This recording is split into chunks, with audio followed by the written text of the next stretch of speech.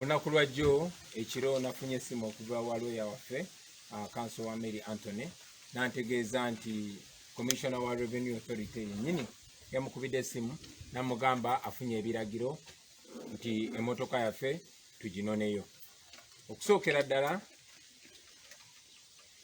Okusookera ddala njagala ensi yonna emanye emmotoka yaffe eno bagiwamba mu bukyamu mu bumenyi bw'amateeka.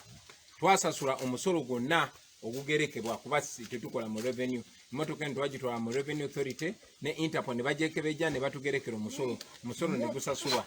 Naye bukyanga bamanya nti emmotoka ya Kyagulanyi bagiwambirawo ne bagitwala mu bumenyi bw'amateeka. Era tetumanyi teeka kiri basonzeeko okugamba nti kati bakyusiza endowooza ne bagituddiza. Maze okulaba ebbaluwa Secretary General waffe gy'alina kati ng'eraga nti Mwami Museveni nga bulijjo bwakola yaragidde ekitongole eky'ebyomusolo nti kituddize emmotoka yaffe. Ekyo nno njagala mwenna bannayuganda kibalage ng'ebitongole byaffe byonna bwe bitakyalina buyinza nga Museveni bwe yawamba buli kitongole bwe yeefuula nti emateeka. Tewali tteeka lye bawambiramu mmotoka yaffe, tewali na tteeka lye bagituddizaamu. Twawandikira ekitongole eky'emisolo ne tutuusa okwemulugunya kwaffe, twagenda ne mu kkooti nga bwe mwategeera, naye era kikulaga nti tewali mateeka ge bagoberera, naye balinda biragiro kuva wa Mwami Museveni. Si emmotoka yaffe yokka gye bawambye.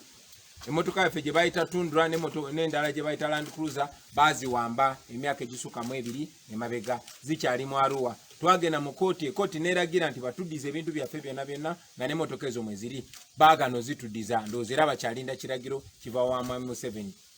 N'ekirala ffe tulina okulowooza nti obuswavu bwabasuseeko abantu nga babanja emmotoka yaffe, tetulina musolo nti tetwagusasudde, ate bagezaako n'okubuzaabuza kubanga olunaku lwaleero lwennyini ensonga enkulu be baana baffe bano be baawamba be baganye okuta. Olunaku lwaleero babadde balina okujja mu kkooti, naye amakooti gaguddewo, emisango gyonna giwuliddwa, naye bannaffe ba Ed Mutwe, ba Nubian Lee, ba Dan Magic n'abalala bonna tebabaleese, era balinda biragiro biva wa Mwami Museveni.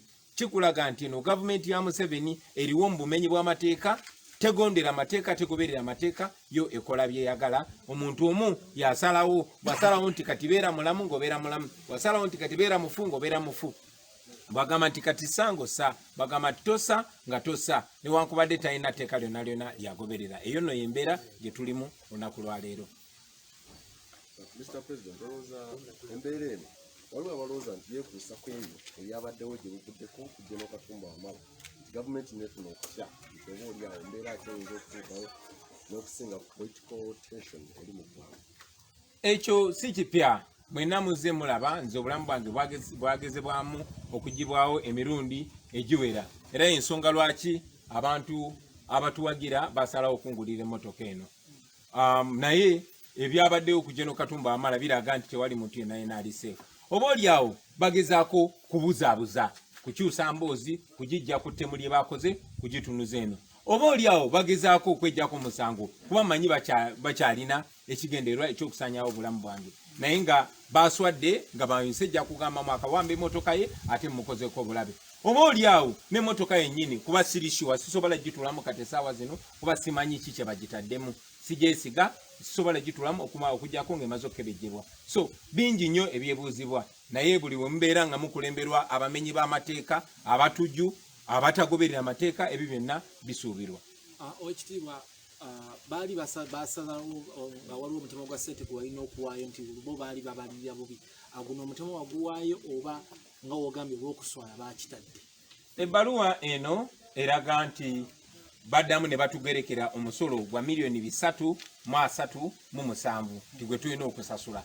Baba nga bakikola mu mateeka, then lwaki bampadde emmotoka yange bwe mba nga bamanja omusolo nga sinaba gusasula? Kubanga bwe banga ensi egoberera amateeka, baba bamanja omusolo tebalina kumpa mmotoka yange kuba mba sasudde musolo, naye bwe mba nsasudde omusolo balina okumpa emmotoka yange. Era ekyo njagala kiddemu kirage eggwanga nti wano tebagoberera amateeka, bakola Museveni byayagala. Nze nkimanyi n'ensi yonna ekimanyi maaso g'amateeka kisibangibwa ssente n'emu, nasasula omusolo ogwo gwonna. Ne Museveni nga bweri nti yenkola ye, emmotoka yange baginziriza naye ne bampandikira ebbaluwa nti naye tukyakubanja omusolo, balinga abagezaako okunteeka kulujegere tikakati bokola betwagala nga tujikujjako nga tujikulekera botokola betwagala nga tujikujjako yengeri yemu muze mulaba nga ababaka mwami Museveni basindika nga bajja balinga abagamba nti nyina kusooka kwogera ne Museveni okutaba naffe basibye tinyina kusooka kwogera naye okute emotoka yaffe tinyina kusooka kwogera naye okutuwa emotoka zaffe eziri mu Arua. Mwami Museveni talina kyatugamba kubanga si yatugulira emotoka eno ate tagiinaako kakwate n'akamu. Tugoberera amateeka era naye lazima ayina okugondera amateeka era ekiseera kijja kutuuka abeere nga ali wansi w'amateeka nga bannayuganda bonna abalala. Tukimanyi temwalo Kennedy very sophisticated. Otogaye tosobola kugikozesa nga temaze kwekebejjera. Osobola okugizaayo gye yava basooke bagyekebejja ngeno gikomyewo gye bagikozesa.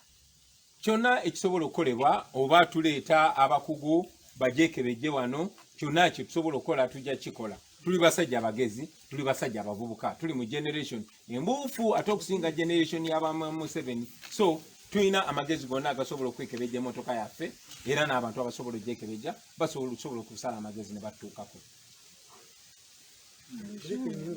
In English.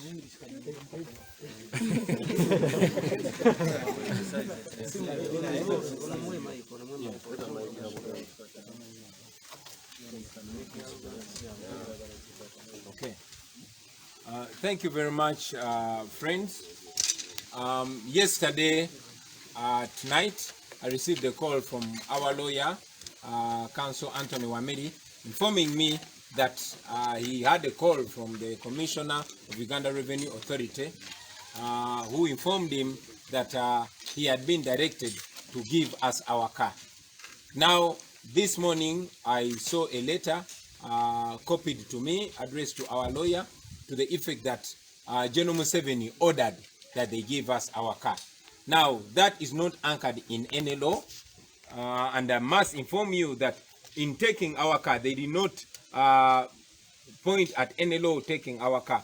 This car, we cleared it legally, fully. It was inspected by the Uganda Revenue Authority and by the Interpol. But after realizing that the car belonged to me, they took it away without quoting any law. And in a similar way, they took our Tundra, our Toyota Tundra car, and they took the Land Cruiser, which we petitioned the court, and court ordered that they should return our properties, including the cars that they took from us in Arua. However, characteristic of the Museveni regime, they disrespected court, and they are still holding on to our cars. So we are wondering, why then did they give us this, our car? Of course, we have different assumptions. We believe that they are trying to change the narrative. They're trying to divert us from the demand of our brothers who are illegally incarcerated in Chitalia. Nubian Lee, Eddie Mutwe, Dan Magic, and others were supposed to appear in court today. While other courts are open and cases are being heard, our people were not brought in court today, which is illegal, which we still demand that our people be returned. Now, General Museveni further exposes himself and his regime, and also goes ahead to show everybody that no institution is independent, because institutions are supposed to operate according to the law. Now, the Revenue Authority wrote to us and quoted that, and I quote, that this is to further inform you that we received a directive from the President to the effect that Uganda Revenue Authority should release your clients, and that is me, motor vehicle immediately. So we wonder, are we working according to the law or according to the wishes of General Museveni?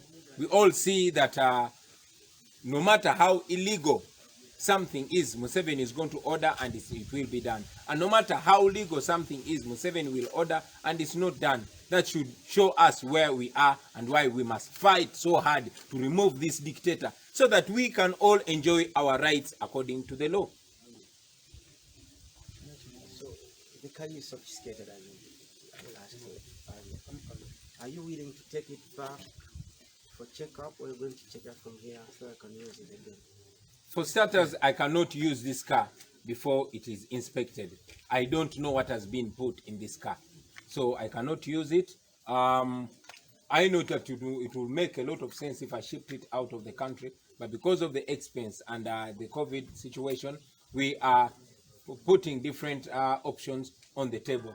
if need be, we would import an expert to come and inspect this car to ensure that it is safe for usage. I know that this regime is after my life, just like it is after the life of anybody that it deems a threat. We all see that General Katumba Wamala just survived an assassination, and many other people were killed in the same period.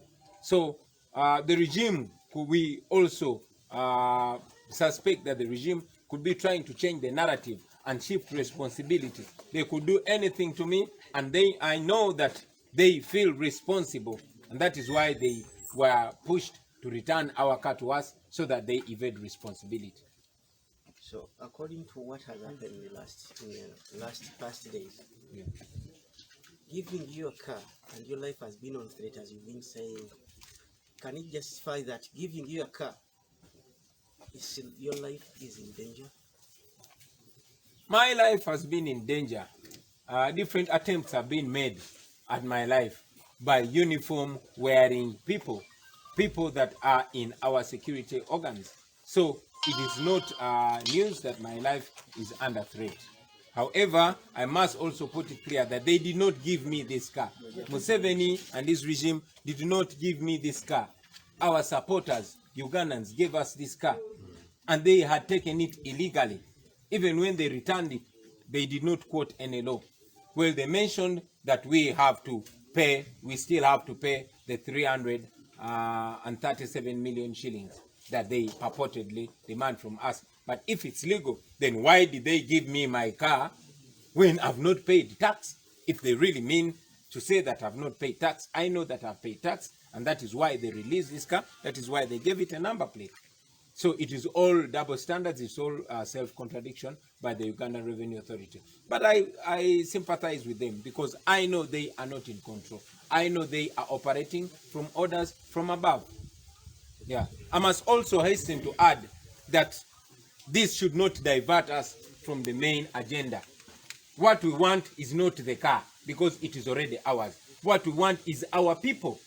We want our people. Our people were supposed to come to court today. Eddie Mutwe was supposed to come to court today. Nubian Lee, Dan Magic, Bobby Young, and many others were supposed to come to court today. But while other people were brought to court, these our people were not presented to court.